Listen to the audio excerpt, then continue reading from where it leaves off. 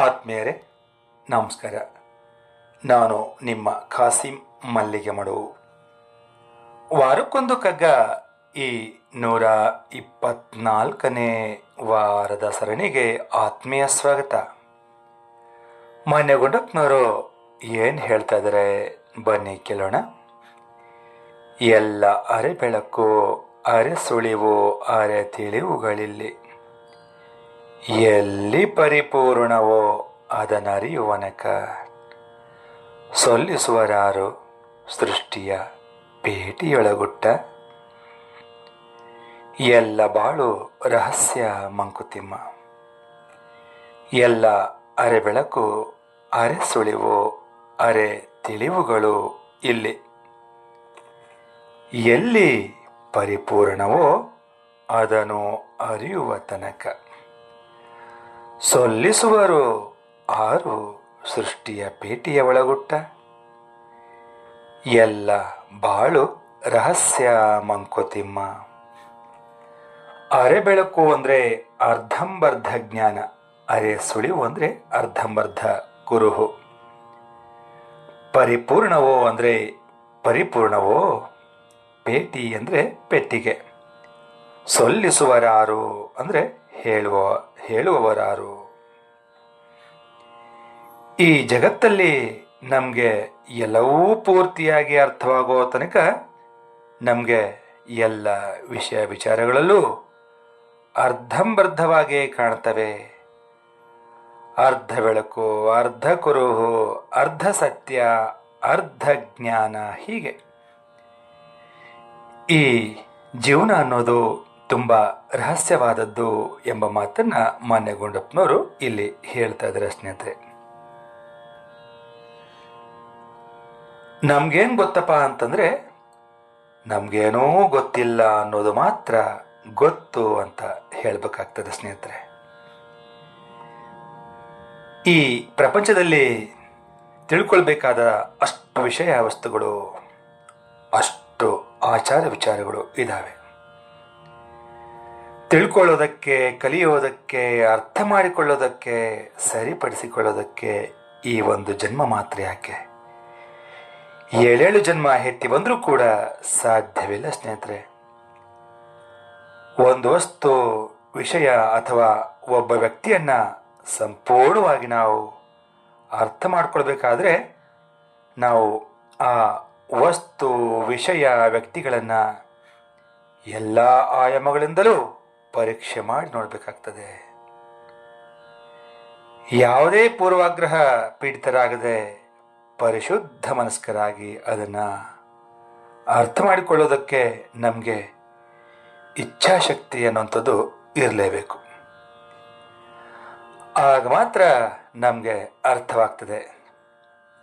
ಆದರೆ ನಾವು ಹಾಗಿರೋದಕ್ಕೆ ಸಾಧ್ಯವೇ?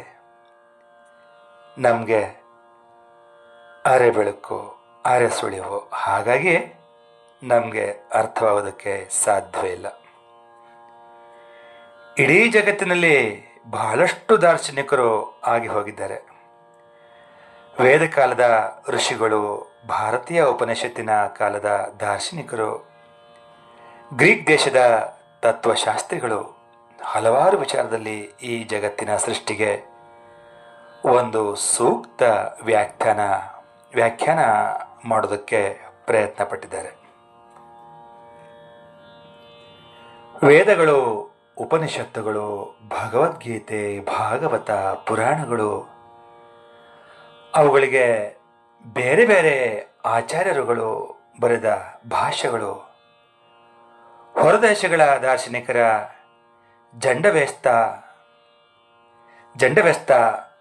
ಬೈಬಲ್, ಕುರಾನ್ಗಳೆಲ್ಲವೂ ತಮ್ಮದೇ ಆದ ರೀತಿಯಲ್ಲಿ ಜಗತ್ತಿನ ಕರ್ತನ ಕ್ರಿಯೆಗೆ ಒಂದು ಸೂಕ್ತವಾದ ಪರಿಭಾಷೆಯನ್ನು ಕೊಡುವ ಪ್ರಾಮಾಣಿಕ ಪ್ರಯತ್ನ ಮಾಡಿ ಸ್ವಲ್ಪ ಮಟ್ಟಿನ ಯಶಸ್ಸನ್ನು ಕಂಡಿದ್ದರಾದರೂ ಸಂಪೂರ್ಣ ಸತ್ಯವನ್ನು ಕಂಡುಕೊಳ್ಳೋದಕ್ಕೆ ಸಾಧ್ಯವಾಗಿಲ್ಲ. ಸ್ನೇಹಿತರೆ,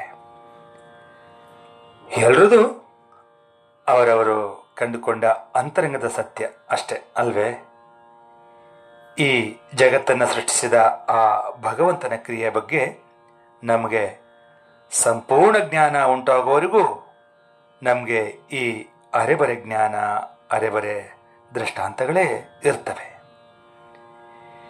ಈ ಜಗತ್ತಿನ ಸೃಷ್ಟಿಯ ಪೆಟ್ಟಿಗೆ, ಈ ಪೆಟ್ಟಿಗೆ ಒಳಗೆ ಏನಿದೆ ಅನ್ನೋದನ್ನು ಅರಿಯೋದಕ್ಕೆ ಸಾಧ್ಯವೇ ಇಲ್ಲ ಅಂತ ಹೇಳ್ತಾ ಈಗ ಕೇಳೋಣ ನನ್ನ ರಾಗ ಸಂಯೋಜನೆಯ ಈ ಕಗ್ಗವನ್ನು.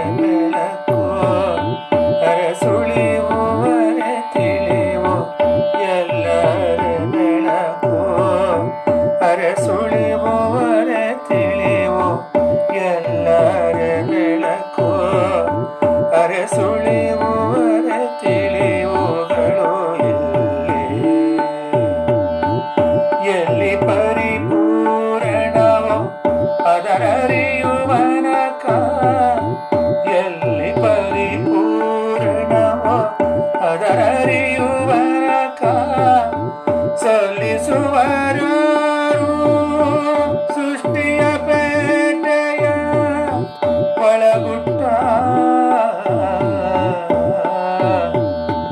ಸೊಲಿಸುವರಾರು ಸೃಷ್ಟಿಯ ಪೇಟೆಯ ಒಳಗುಟ್ಟ ಸೊಲಿಸುವರಾರು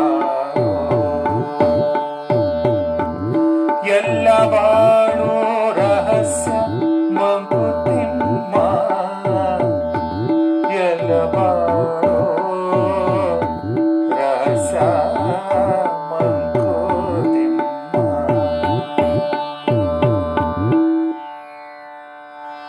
ಎಲ್ಲ ಬಾಳು ರಹಸ್ಯ